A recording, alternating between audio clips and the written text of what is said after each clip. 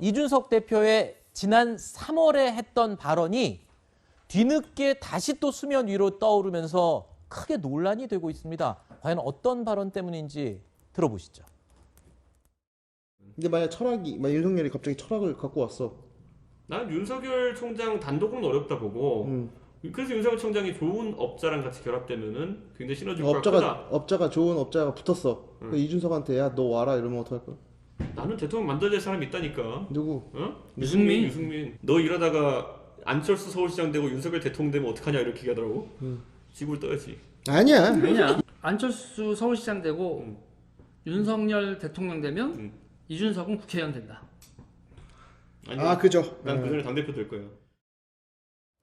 자, 물론 지난 3월의 발언입니다. 지금은 생각이 달라졌을 수도 있고 또 저건 유튜브에서 굉장히 좀 스스럼 없이 한 이야기고 당대표 이전에 했던 이야기이긴 하지만 글쎄요. 일단 기본적으로 윤석열 전 총장에 대해서 부정적인 생각을 갖고 있었던 건 팩트인 것 같습니다.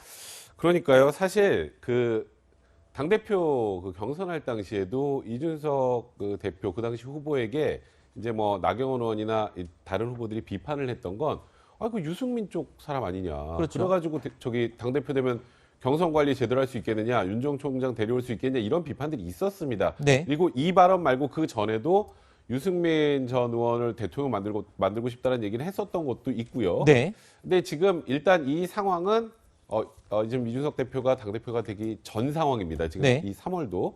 이제 그런 면에서는 지금 그 당대표가 된 이후에 이런 모습을 보이지 않는다면은 그래도 좀 넘어갈 수 있을 것 같은데 문제는 이 지금 발언들과 관련해서 윤석열 캠프 측에서 굉장히 불쾌해하고 있다는 게 문제인 거죠. 그렇죠. 아까 말씀드렸던 것처럼 당대표가 되고 난 이후의 발언이라면 이건 정말 큰일 날 얘기인데 당대표가 되고 난 이후에 크게 경선 관리에 지금 현재까지 문제점을 늘어내지 만약에 않았다고 판단을 한다면 좀 수그러들 수 있겠지만 지금 후보 입장에서는 예비 후보 입장에서는 계속 뭔가 지금 불편하다는 취지의 얘기를 하고 있는 상황 아니겠습니까? 그러니까 이 과거 발언과 지금 합쳐서 이거 원래 이런 생각 갖고 있었으니까 우리한테 이러는 거 아니야라는 방향으로 지금 이렇게 갈등이 증폭되고 있는데 이에 대해서는 이준석 당대표도 한 번 정도는 언급을 하고 네. 진화를 할 필요가 있지 않을까라는 생각이 듭니다. 네.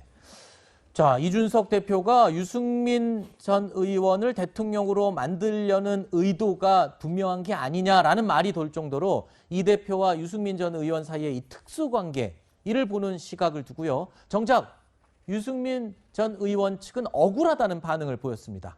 유승민 캠프 대변인을 맡고 있는 김웅 의원의 이야기 들어보시죠.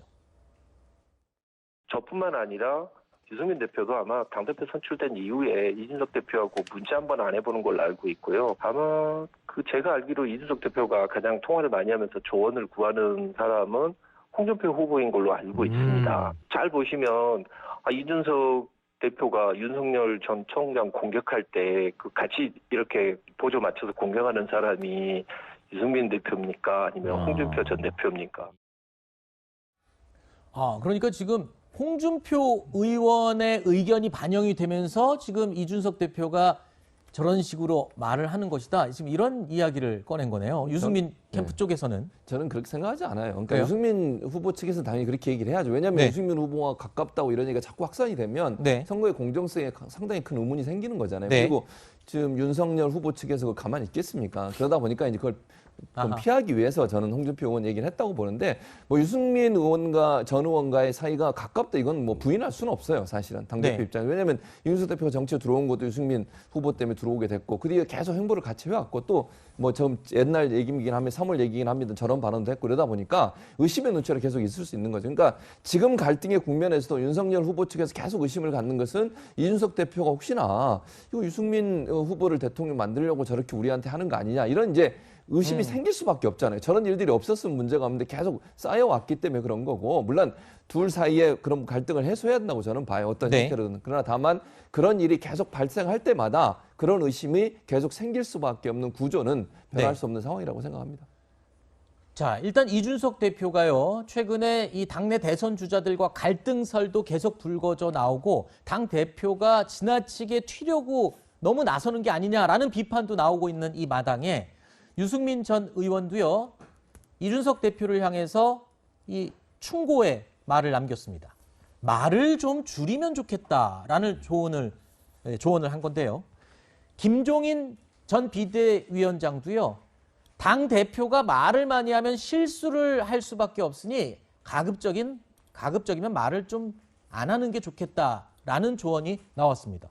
자, 일단 김종인 전 비대위원장은 이준석 대표의 이 정치적인 멘토라고 알려져 있고요. 유승민 전 의원과도 아주 가까운 사이라고 알려져 있거든요. 그런데 이 두 인물이 모두 똑같은 지적을 했습니다. 말을 좀 줄여라. 그러니까 사실 이준석 대표 주변에 이준석 대표를 아끼는 분들이 하는 조언이 거의 비슷합니다. 아, 그래요? 네, 지금 이 얘기가 뭐냐면 네. 이준석 대표가 과거 평론가 시절을 생각을 해보면 아, 그렇죠. 네, 굉장히 톡톡 튀는 화법에 그리고 상대방의 허점을 제대로 공격을 하고 네. 그래서 굉장히 많은 분들이 좀 사이다 시원하다 이런 생각을 많이 했는데 그렇죠. 당대표에 지금 특히 이제 대선을 앞두고 있는 상황에서는 후보자 간의 조율을 잘하고 이제 지금은 갈등을 최소화하는 게 가장 중요한데 네. 이준석 대표가 지금 아까 우리 정진석 의원하고의 그 내용도 그렇고 네. 또 지금 윤석열 지금 예비 후보의 캠프에 있는 분들하고도 그렇고 SNS를 통해서 지금 굉장히 많은 대화들 하면서 좀 그렇죠. 세게 붙고 있는 건 사실이지 않습니까? 네, 네. 그러면 우리가 지금 뉴스에서 이걸 가지고 평론을 해야 되고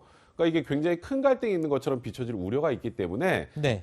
쉽게 말해서 갈등이 있어도 내부에서 안 보이는 관계에서 조율을 해야지 이게 자꾸 언론을 통해서 뭐를 노출을 하면 네. 당연히 굉장히 지금 심각한 지금 내용에 휩싸인 것처럼 보일 수 있으니 그런 부분들은 좀 줄여라 네. 라는 건 조언인데요. 아마 저 두 분들도 거의 똑같이 그렇게 느끼시고 그렇게 말씀하신 것 같습니다. 말을 좀 지금부터 줄여야 되는 것도 있지만 아까 말씀하신 대로 평론가로서 워낙 왕성하게 활동을 해왔었기 때문에 과거에 뱉어놨던 말들도 너무 많아요. 그런 것들도 다시 소환돼서 더 논란이 되는 그 사례를 아까 우리가 잠깐 짚어봤던 건데